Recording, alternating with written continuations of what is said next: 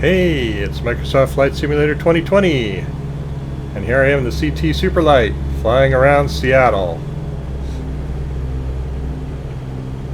There's the Smith Tower, at one point the tallest building west of the Mississippi. Dead ahead of us is Columbia Tower, tallest building in the city. Flying between some buildings here. Hopefully I don't crash.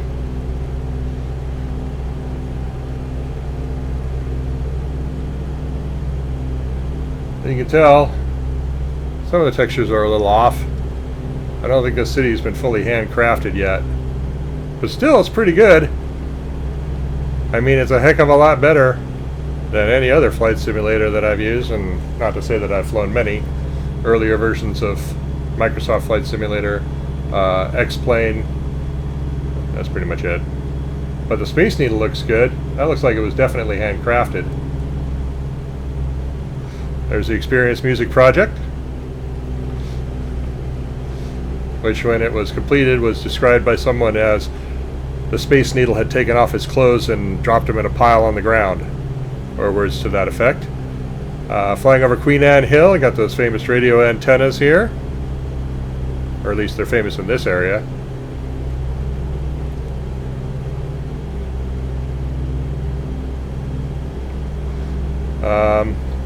So I'm running this on a Ryzen 3600, Ryzen 5 3600, 32 gigs of RAM, and an MSI brand GeForce GTX 2070 Super. I'm on like the not the highest quality preset, but like the next preset down, and I don't know if it's recording it, but I've got a FPS indicator in the upper left corner of the screen there, and it's showing I'm doing about 55 FPS right now, which is pretty good for a flight simulator. It doesn't need to be like super duper high frame rate, but obviously the higher the better. I may go ahead and turn down the quality settings a bit to try and eke that up a little bit. I like to get that up around 60 a little more consistently. Also, you see that it kind of hitches there a little bit. Alright, so we're going to fly back over the Seattle Center area. Dead ahead of us you have what used to be known as Key Arena and is now known as Climate Pledge Arena after Amazon bought the naming rights. They are renovating that, and it will be home to the recently named Seattle Kraken professional hockey team.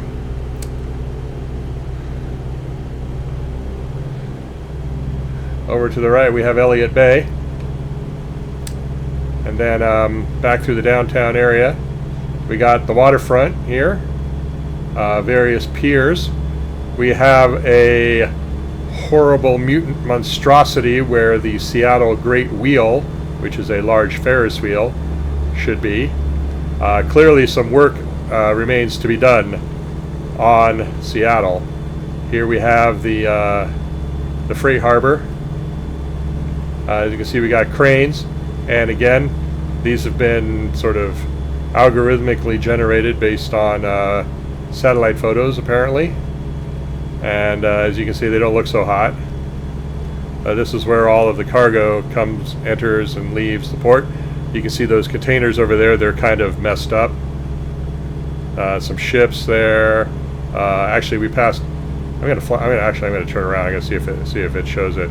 I wasn't paying attention. Okay, spin it around. Let's think. Oh yeah, that red ship right there. That is one of the Coast Guard's 3 icebreakers. I can't remember if that's the Polar Sea or the Polar Star. One of them is not operational, and I think that's the one that's not operational anymore. The third one is the U.S. Coast Guard cutter, or I don't know if it's USCGC or whatever, but it's the Healy. I actually had the opportunity to tour the Healy once, several years ago. It's an impressive ship.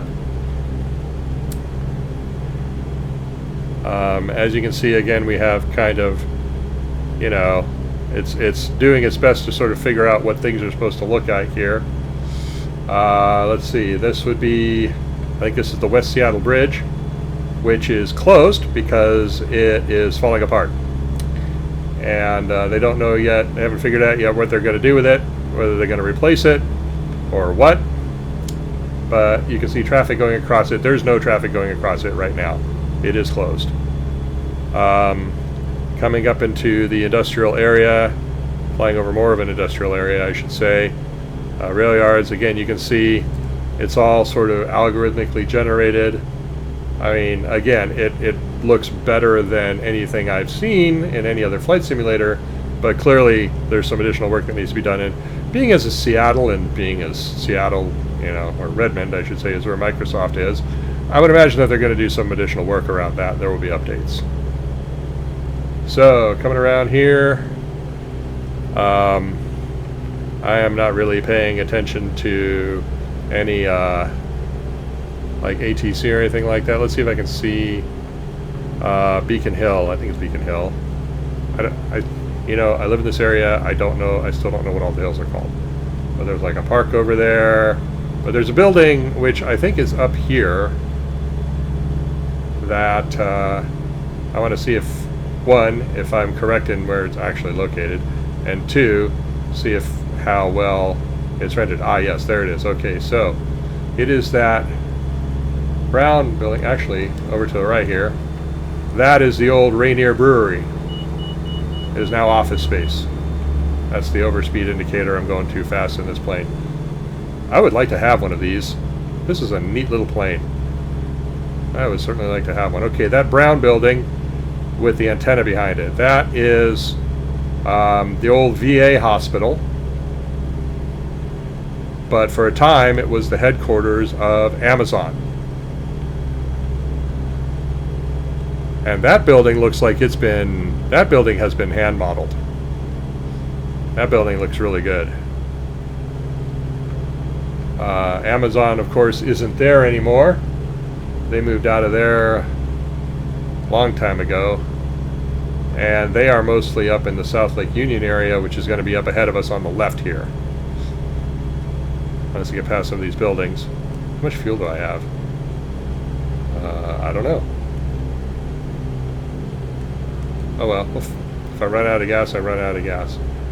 So that body of water ahead is Lake Union, and I am headed basically north. And so the southern tip of that lake, there's those buildings over there just to the left of the windscreen area. So those buildings over there, they look kind of nondescript and stuff, but that's where Amazon is. So if I fly over here, that's I-5. No, yes. Right? Yeah, I think that's I-5. And then right to the left here, all these buildings over here, that's where Amazon is. This is something something with the U.S. Navy right now. It's like the Center for Wooden Ships now, I think. All right, flying over Lake Union. Ahead of us is Gasworks Park. So named because it used to be a gasworks. And you can see that sort of cylindrical thing. So part of the gasworks was left behind. Basically, it was used for generating natural gas. Out of what? I don't know. I can't remember. But I don't know how popular that is right now in the time of COVID. But before the pandemic, oh, that was cool. I don't know if you saw that car go up the side of the bridge there. But here we go again, this I-5, Interstate 5, the major freeway, all the way up and down the west coast. Other various roads, okay. We are just about to fly over the University of Washington. You can see Husky Stadium there ahead of us.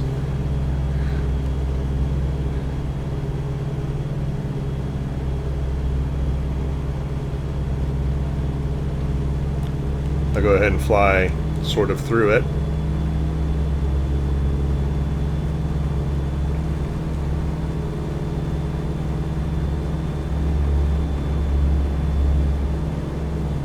You can tell that some of these textures, I don't know where they got them. I mean, they certainly aren't just from satellite photos, but so off to the right there, that roadway that looks like it's on the water or even underwater is Highway 520. And This bridge that you see here is actually supposed to be raised out of the water a bit. Then it rises up some more. And yeah, you can see it doesn't really know where the road is. So this is the Evergreen Point Floating Bridge. And this is, I believe, the longest floating bridge in the country still. I don't recall if it still is or not, or if it's even the longest one in the world. I'd have to look it up. Things change. But yeah, you can see how it's kind of in chunks. It is a drawbridge. It means a section of it can like basically raise up and then slide over to leave an opening. I think it is called Evergreen Point Floating Bridge because I think this is Evergreen Point here. It looks like whatever photos were used to develop this were taken when the new bridge was under construction, because they replaced the bridge a few years ago. Alright, so 520, you're going to fly east. We're flying over Bellevue. Wow, that looks kind of messed up there. That's Lake Washington, by the way, that big body of water to our left, and also what we just flew across. Still Lake Washington. Kind of following 520 out here.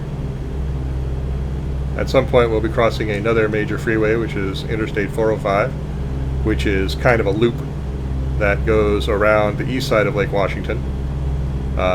Branches off from I-5 in the south of Seattle, loops around, then rejoins it up north of Seattle a ways. I have a particular destination in mind. So those buildings over there, downtown Bellevue. This is 405 here.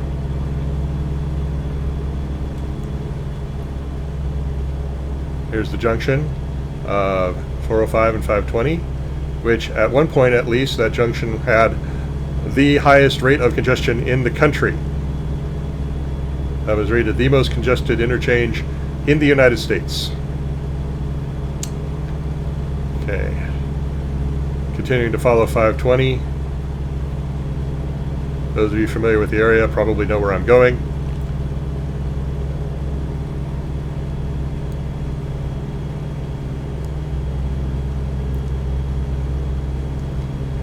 The 520 curves around to the north, but I'm going to continue heading east for the most part, and I'm going to see if I can find what I'm looking for.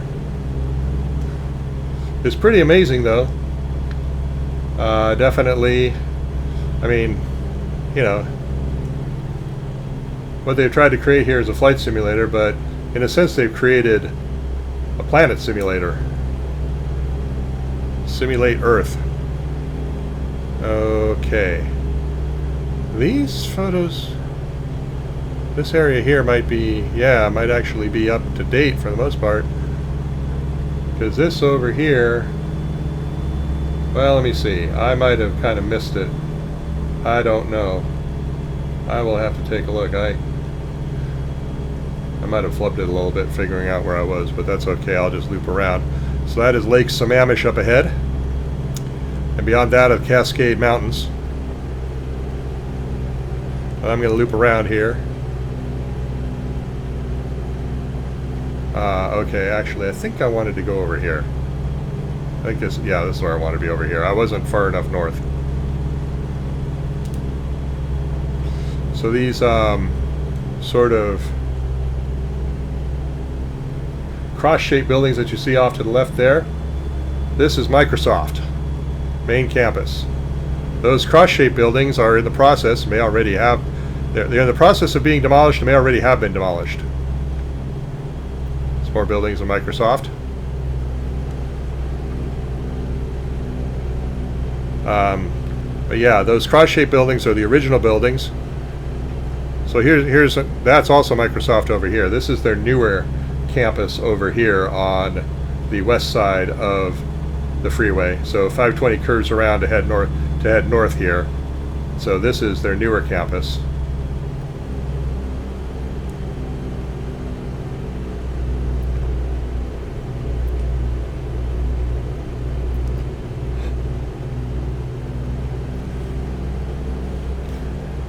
But yeah, they're going to get rid of those old cross-shaped buildings and presumably build all new buildings.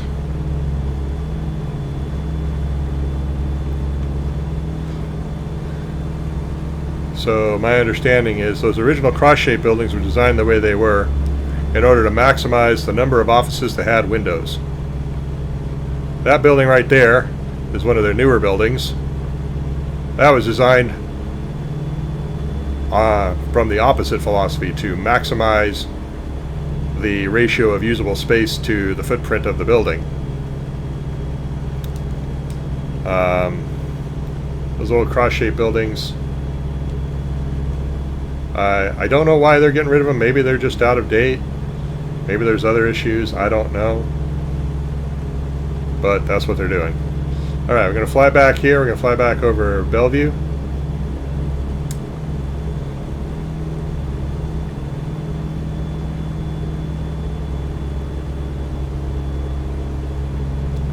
What's my airspeed? 200 knots.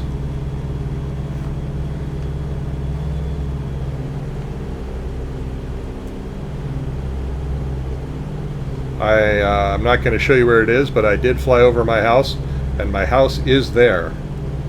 There is a structure that looks more or less like my house in the place where my house is in the real world, which is an absolute first. I mean, X-Plane 11, I fly over my house, it's basically bare land with a couple of shrubs.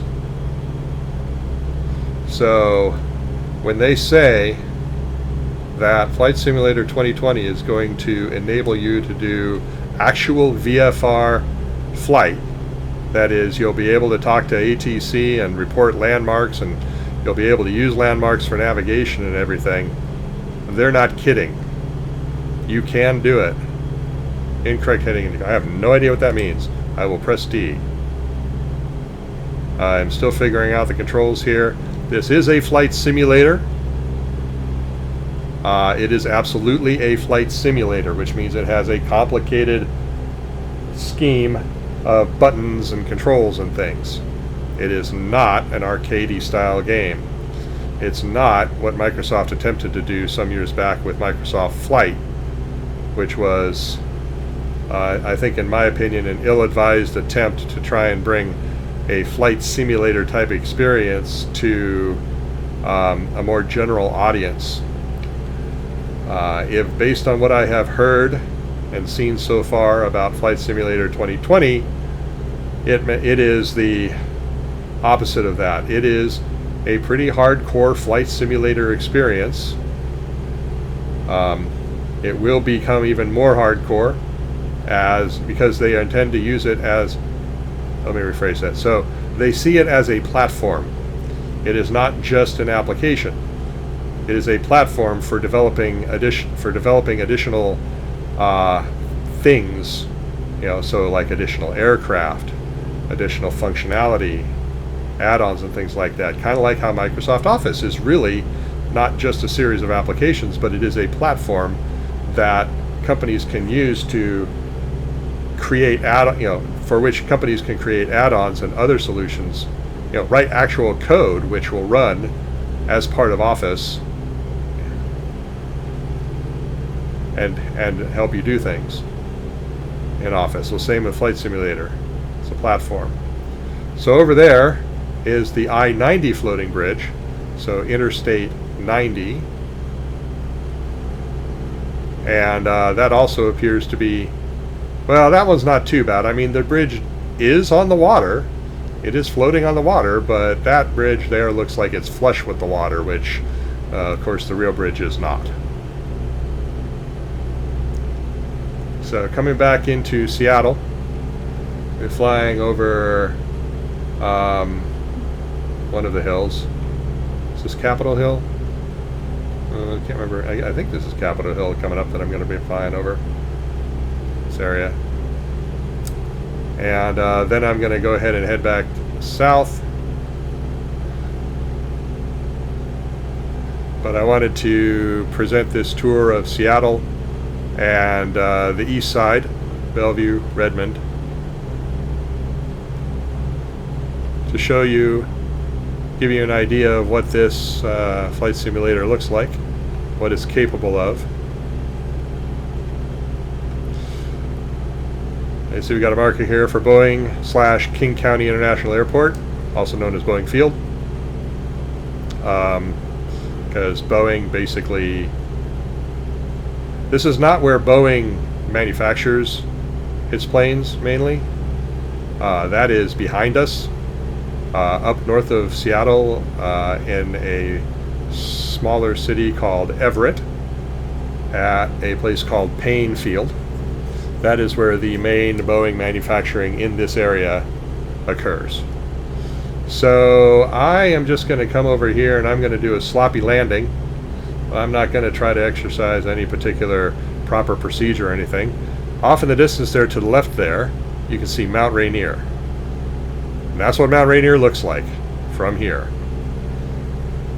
I would fly over there. I probably will at some point in the future, but that would take too long and make for kind of a boring video. So I'm going to go ahead and see if I can pull off this landing here. So the trick is, let's see, go ahead and pull the throttle back. I want to see, let's see if I go F4, nope, F3, nope, F6, nope, F5, nope, okay, I'm going to have to lower the flaps manually.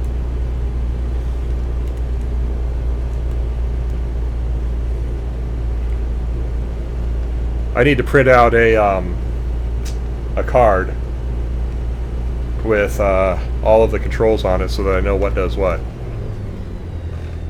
Pull back the throttle. I'm probably a little high here, but I don't really care. Pull back the flaps to 30 degrees.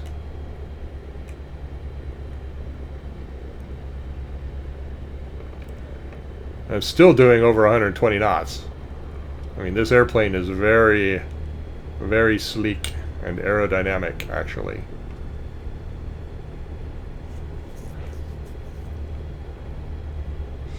Nice thing about this big wide runway is I can flub it, and I've got plenty of room to make up for that. I mean, I've got the throttle all the way back.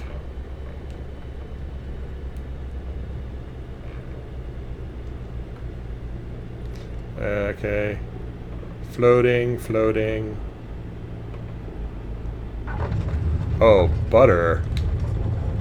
Alright, hit the brakes. Nice short rollout. And there we go. Microsoft Flight Simulator 2020. I look forward to many flights, virtual flights in this. They basically model the entire planet. There are, of course, many other cities worth flying over. New York, of course. Cities like Rome and Paris, of course. Istanbul, Moscow. Maybe cities like Amman, Jordan, or Jerusalem. New Delhi. I'm sure that I will be visiting all of those places at some point in the future. Thank you for watching.